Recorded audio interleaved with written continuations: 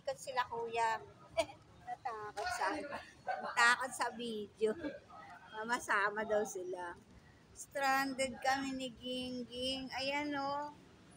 Yan. Tulog ang gaga. Ayan. Natakot kasi kanina. Labasan na dito sa mall. Robinson's Mall. Siyempre 10 o'clock na. Kaya sana mag-stay kami dito sa Starbucks. Wala naman sila Heda. Wala yung mga barkada. Barkada. Kaya ubusan rin ako ng load. Kaya pagkatas namin sa Popeyes, sa third floor, ay fourth floor pala, kumain kami ni Gingging ng rice at saka checking. So, nagstay muna kami doon kasi mas masarap magpalamig doon. Habang nagbumuni-muni at nanonood. Ayan. Nakatulog na yan. At nangungulit kanina. Gustong lumabas. Nung biglang nagkagulo yung mga aso at pusa dito. Kasi nandito kami sa harapan ng Robinson's Mall. Sa may parking lot. At sa tapat ng H&M. Yaman nila, no? Magdamag yan, bukas ang ilaw. Yaman ng no, H&M. May sarili silang, puntador ng ilaw. Pinapatay na yung ilaw ng buong mall. Pero ang H&M, hindi pa rin pinapatay. Ganun kayaman, di ba? Na-miss ko to. Parang bang nandun ako sa KL. Kahit umuulan doon sa loob sa KL, sa may Bukit Bintang. Ayun. Tsaka sa may hindi na kami makakapag-KL at Kuala Lumpur. Kung akalain na hindi ko naman pala namin punta yun. Kasi nga, dapat meron pa kami. Shout out brother Brian.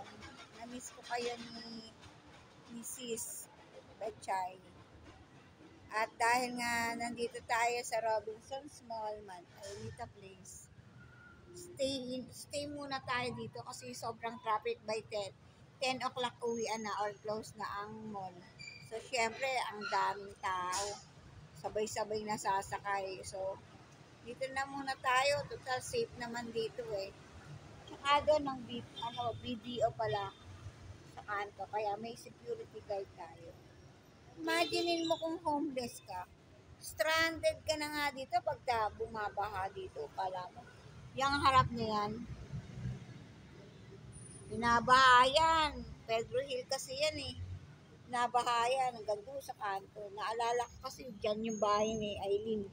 Sa tapat ng St. Paul. Doon sa kainan ni Ate Irma. Yung barbecue.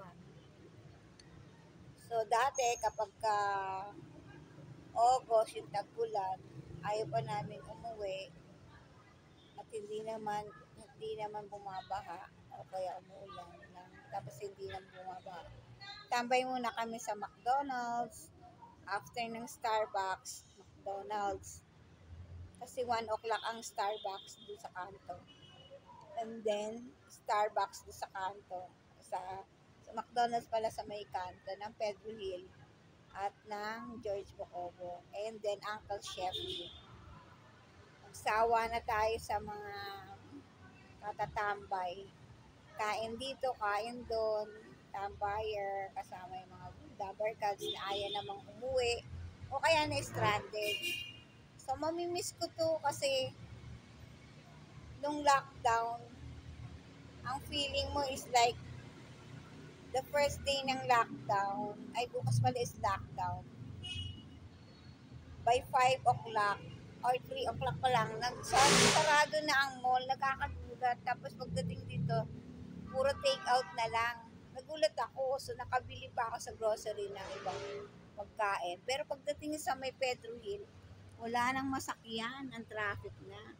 Tapos pati LRT, lahat, walang masakyan. Yung pala, the next day ay lockdown na. So, yung mga grocery, puno-puno yung mga tao.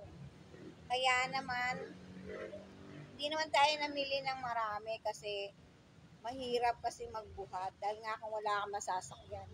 Katulad ngayon, Stranded kami ni Gingging. Ayan, meron nga siyang ano, ayun. Meron siyang higaan, meron siyang bag, ayun, sarap tulog oh. Kanina nasa mall, di ang lamig, tahimik lang siya. Gusto niyang kumain, pinakain ko naman siya dahil meron siyang baon. Goodies, nangungulit, gusto nang tumayo dyan. So, ilang oras din kami sa mall. Kaya, ngayon, dito na lang muna kami upo sa H&M. Malipas oras lang kasi mahirap sumakay. Alam nga naman mag-taxi kami. Pero ba kami? Hello? Sa dami pa rin ng mga taong naglalakad o papunta doon sa Pedro Hill Top. Iilan lang ang mga jeep dyan tsaka bus. So, before 12 o'clock, pwede pa na naman kami maglakad dyan. At least hindi nagaanong traffic. Kung meron ka masakyan, at swerte mo. Pagdating sa may, dalawang sakay siguro kami, pagdating sa may City Hall, meron pa rin namang mga ano dun eh. Meron namang pang, tawag dito, meron pang masasakyan doon. Kasi yung iba doon, inaabot rin ng anong oras. Kasi may SM City Hall, SM Manila. So mga 11 o'clock, maglalakad na kami. Total naman, di bumabaha at hindi rin ang puno. Ito nga pala sa tapat niyan, ang Eurotel. Yan. Eurotel. At marami pang mga hotels dito. Executive, yung Las Palmas doon. At lahat yan mga napuntahan na nating mga hotel. Sheraton. Dating doon sa Bandaron, 5-star. Tapos Newco, sa Kanto, tapat ng Dolomite. Tapos, yan lahat mga natatambayan natin ng araw. Lalo na pag tag-ulan. At merong mga friendship na mga bagong dating, na-invite tayo. But shout out to Ma'am Jane, kung saan si Ma'am Jane nagyayaya dyan matulog sa Eurotel. Ang habol lang naman natin dyan ay ang buffet, breakfast buffet. Kasi ang dami pagkain. Yun lang naman lagi ang hinahabol natin, yung breakfast, di ba? Maramihan. One to sawa na. Actually, marami rin ditong mura na dito sa loob ng Robinson na buffet, like Yaki Mix. Sushi bar siya, tas grilled, mga fish. Wala lang daw crabs, pero hipon. Kanina kapag-inquire ako. And imagine mo yung 799 para sa senior citizen. Magiging 539, 549 na lang daw. Laki no, laki ng discount. So, shout out sa mga gustong manglibre dyan.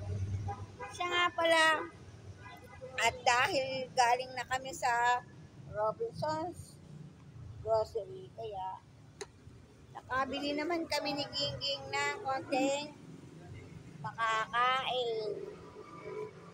At dahil nga, syempre hindi natin papayagan na walang makain. Stranded ka na nga, wala ka pang kakain. Tiyararang! Bumili kami, mag-haul tayo kung ano ang nabili ko. Sa konting halaga, nasa 100 plus. Ito nga pala yung resibo. Ito na ginamit yung senior citizen ko kasi barya lang yun. Limited lang kung ano yung mga mabibili mo dyan eh. Meron tayo dito Whiskas at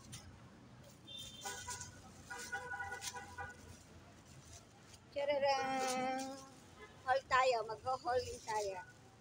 Chararang rang dang dang dang Whiskas, baka naman 2 to 12 months. Yan, para kay Gingging. Kumuha tayo ng tuna mackerel. Yan. Para naman meron siyang kainin. Dito lumaki si Gingging. Nang 29 to. 29.50. Susunod, kumuha na rin ako ng kasi wala nang ibang cat food eh. Wala naman ditong dry kasi puro mga kilo-kilo, desako. 7 kilos. Tcharam! Hindi ito paid sponsor ha. Goodies. Ito naman, walang age limit. Kahit kitty ka pa lang. Ang init na. Wala na kasing aircon. Fresh air na lang. Huwag kang pasaway dyan. Umiga ka lang. Baka habulin tayo ng mga aso dito sa labas. Ito naman, goodies, 26.50. So, di ba, 3 pisong ang difference. Mura na rin. Kasi, pinapakain kasi pati yung mga malalaki, lalo na si nangangati. Pinakain ko kasi ng daing, wala kasi akong ulam eh. At naubusan kami ng cat food, kaya ayun. Yung dalawang malalaki kumain ng kanin with daing. At meron pa rin tayo dito.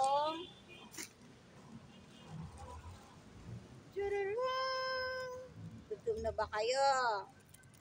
Ito pa lang, ulam na. Tiyarang, Lucky Me, sakto, pansit canton. 14 pesos, 14.50 yata. Kesa doon sa malalaki na 18 pesos, yun yung kasalong. At meron pa rin tayong Lucky Me, baka naman, 8.25. Bumili na tayo ng dalawa niyan. Para pag wala tayong ulam, pwede na. Lalo na pag madaling araw na balitan. Lucky Me, baka naman, 8 pesos, 8.25. At dahil wala tayong maulam, tiyararang, dang. Ang walang kamatayang saba.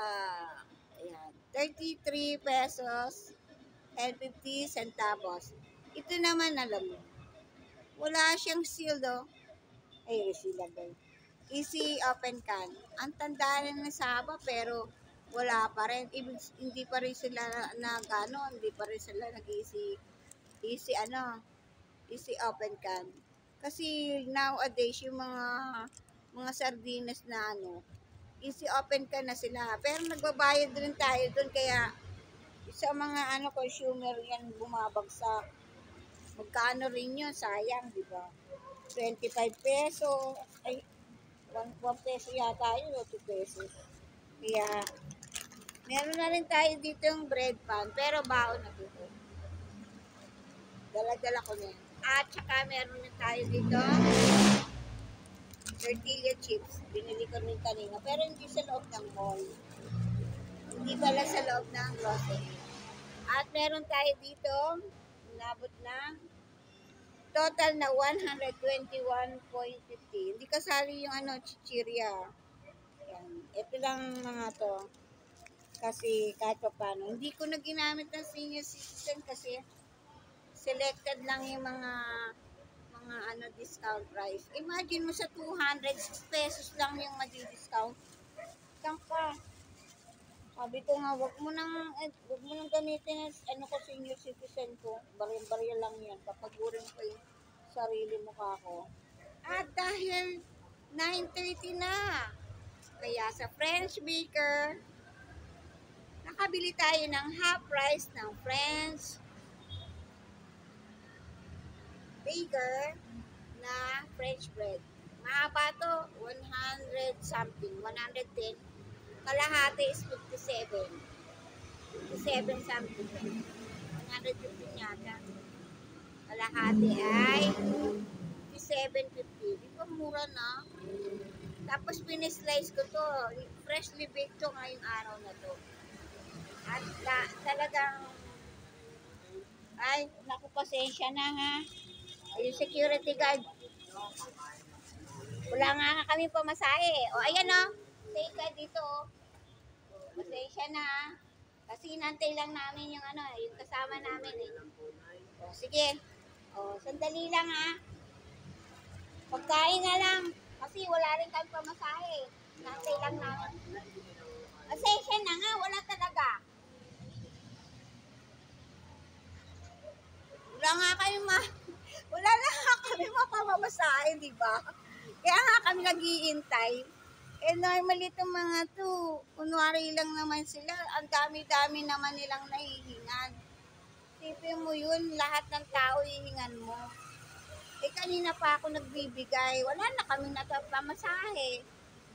Kaya lang naman pamasahe namin, pero syempre, mag-iintay pa kami ng oras. Ayan, hindi ko na kinata. Sa totoo lang, nagbibigay ako sa mga taong mahina. Hindi naman kasi napupulot ang pera eh. In fact, mga bigay-bigay rin ng mga kaibigan ko rin to dahil sa hirap ng buhay ngayon. Wala na nga rin akong trabaho, wala rin akong nakuha sa SS, wala rin naman akong may inaantay man ako sa senior citizen, pamasahe namin, pangkain-kain namin. Ay naku, napakaliit lang nun.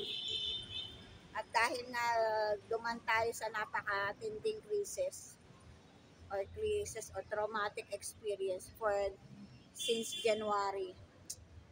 Nagpapagamot pa ako ng nanghihingi rin naman ako sa mga pwedeng hinga ng medical assistance. Likewise, hindi madali. Lalo mga requirements, kailangan mong submit. Magpapasirox ka, punta ka City Hall para sa mga konsehal kung magbibigay. Swerte mo pa, unaabot na ng isang buwan, wala pa rin binibigay. So, aanin mo yun. Antay ka na lang, baka mamaya mag-drop drop. At siya nga pala ngayon, Ramadan ngayon. So, ang masasabi ko, entrust everything to Allah. Nagulat lang ako kasi bigla siya dumating. Natakot ako, ninervous ako. Eh, nakaupo pa naman ako ng ganito. Tapos yung security guard nandun sa dulo. Alam mo yung mga ganon, yan hindi ko kinata kasi wala akong edit dito, di ba? Alam niyo naman ang lola niyo. Hindi tayo kung baka hindi natin masasabi kung ano niya. Kasi kanina maraming mga solvent dito, mga bata, tsaka mga dalagita. Nahabol talaga sila ng mga pulis. Kasi ang lalakas ng loob nila mag-solvent kahit nagpapadede ng bata. Ano ba naman? Yung araw talaga dito talaga kikita mo sa may ermita itong lahat ng klase ng mga bentahan ng laman, bentahan ng kung ano-ano, nakaw, mga ganyan. Sa tagal ko for 60 years dito, hindi naman 60 years dito. Actually, maliit pa lang itong Robinson, nandito na ako, sa Paco ako nakatira sa auntie ko eh. Sa titang Glory, na since elementary or high school pala doon na ako sa kanya. Tumutulong ako sa kantin pambaong ko rin. Tsaka, dahil sa kanya, nakapag-aral ako sa PUP High School. Scholar ako. Ayun. Scholar ako doon, tapos natapos ko yung high school hanggang sa nakapag-college ako. Pero ano pa rin, scholar pa rin ako. Anyways, matatandaan ko ang Robinson doon sa kabilang part sa may Paura at sa parte ng George Bocobo, pupunta doon. Sa may kanto is George Bocobo. Kantong yan masasabi ko na maliit pa tong department store. Excuse me, St. Paul nga pala doon sa dulo yun. Sa kanto, sa tapat nila Eileen. Yung St. Paul na yan, college at saka high school. Ay, wala na yatang high school yun eh, college na lang. So, at PGH at saka UP Manila yan. So, dito na ako halos tumanda sa Maynila. Nakapag-travel agency pa ako na sales.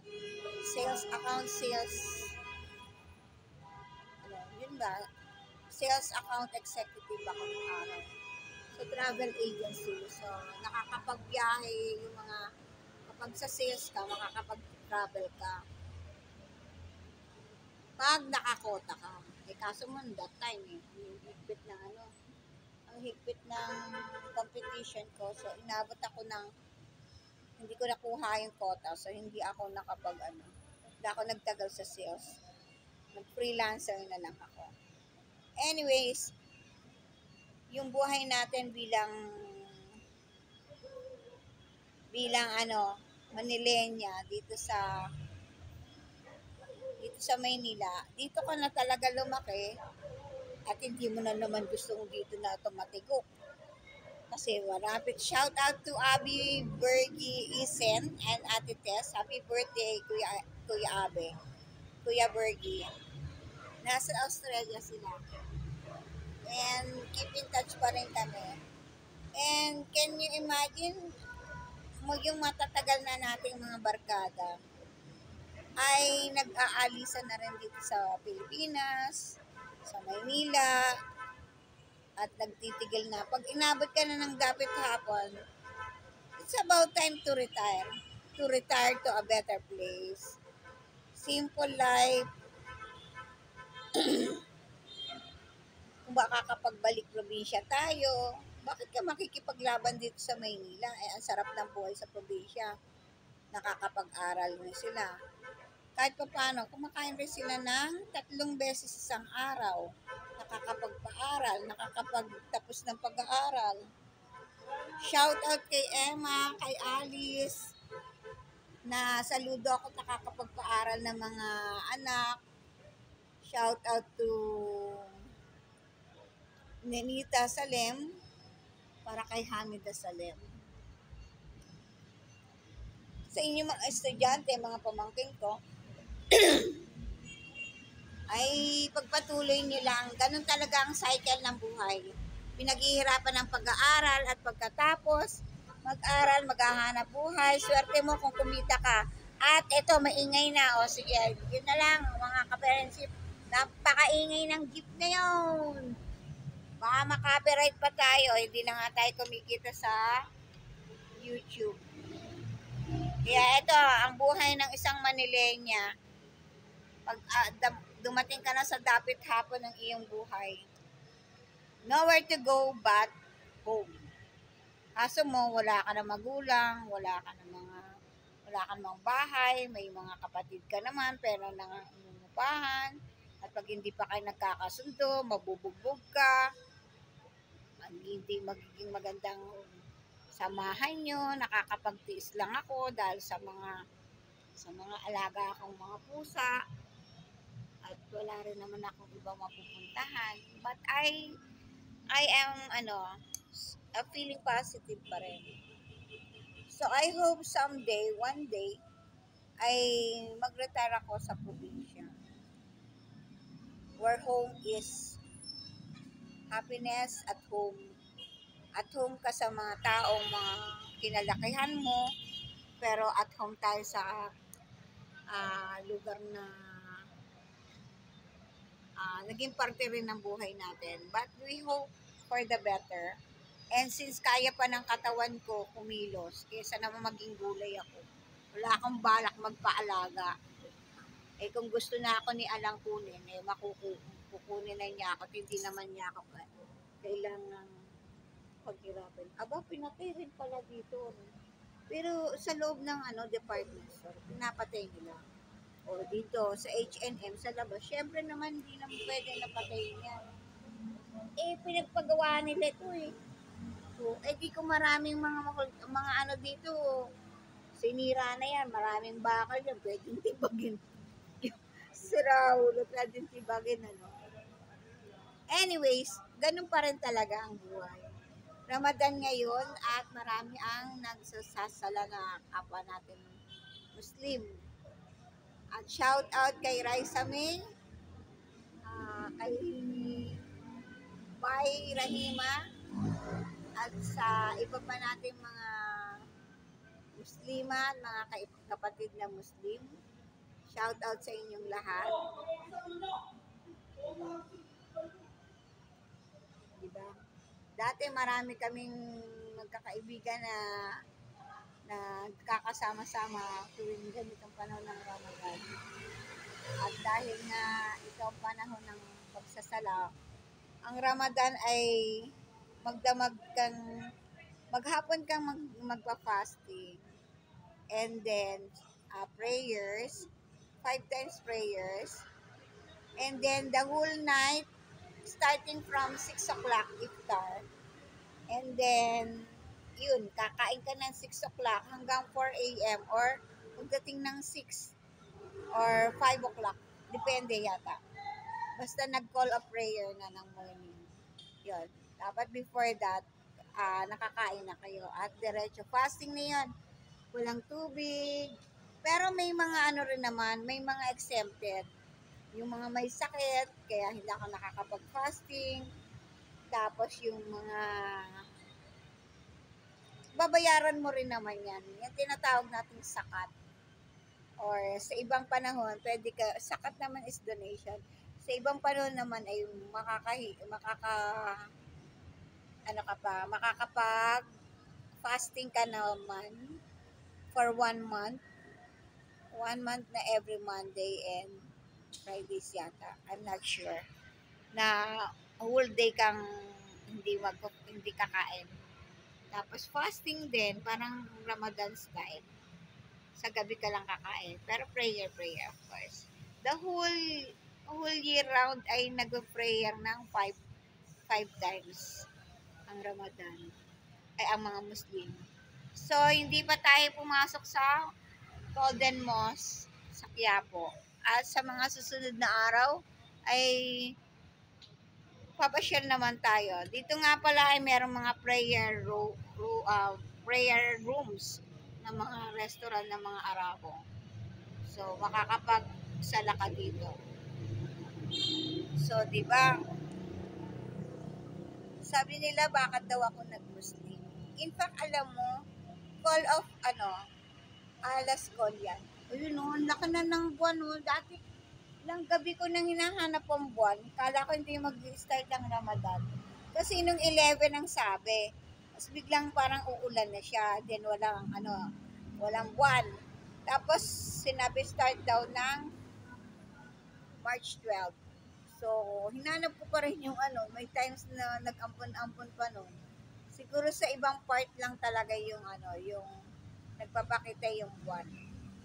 So, pagka ganyan, parang ang saya kasi dahil ang Ramadan ay binabase, ang umpisa ng Ramadan, binabase yan sa paglabas ng bilog na buwan. Doon nila binabase yun. Full moon. Full moon nga ba? Basta, may mo. At dahil nga, medyo maingay pa, mamaya tayo maglalakad. So, hanggang dito na lang, mga ka-Berks. At subaybayan niyo pa rin kami sa mga susunod pa naming mga vlogs ni Gingging. Yan. My travel buddy. Malakas naman ang kanyang resistensya. At dahil nga may inaantay lang tayo kung talagang papalarin at gusto ng ala na kung saan tayo dalhin, ay doon tayo paparoon. Ala, knows best. Hindi tayo nagmamadali. Kahit tayo ay sinasaktan pa rin, bawal kasi sa Islam ang nakikipag-away sa panahon ng Ramadan. Yung mga hindi nakakaintindi, ang sobrang bait ng Allah. Ginawa niya akong matiisin. Buti na lang, hindi ako bugbog sarado sa muka. Katawan lang. Ulo. Likod. Nabuhay pa rin. Para saan? Kasi meron pa rin purpose ang Allah sa atin. Sa mga susunod pang panahon, sa susunod pa nating pupuntahang mga lugar. Assalamualaikum everyone. Maraming salamat. Ah, sa mga susunod na araw, hindi natin alam kung saan tayo patutungo. Pero maraming salamat sa inyo at di man tayo mag-goodbye ng tuluyan dito sa Robinson sa tamang panahon ay talagang makakabalik-balik pa rin tayo dito. Kasi itong Maynila talaga napakasarap puntahan. Pinakamalapit na pasyalan. Nung araw sa Quiapo, Quiapo hindi pa ako Muslim. Ay sa Quiapo ako madalas. Sa Carriedo doon. Mga tambayan sa maliit pa rin yung shopping area ng Quiapo. So, bye for now everyone at maglalakad-lakad na kami ni Gingging. Medyo, ayun o, nag-iinat ng loka o. Zoom in ko na lang kayo. Sarap na ng tulog niya. So, ganun na lang mga kakaberks. Shout out kay Reka. Mahilig din sa pusa. At good luck sa iyong magiging ang tawag dito, married life. Thank you. See you in the next feature. Assalamualaikum everyone.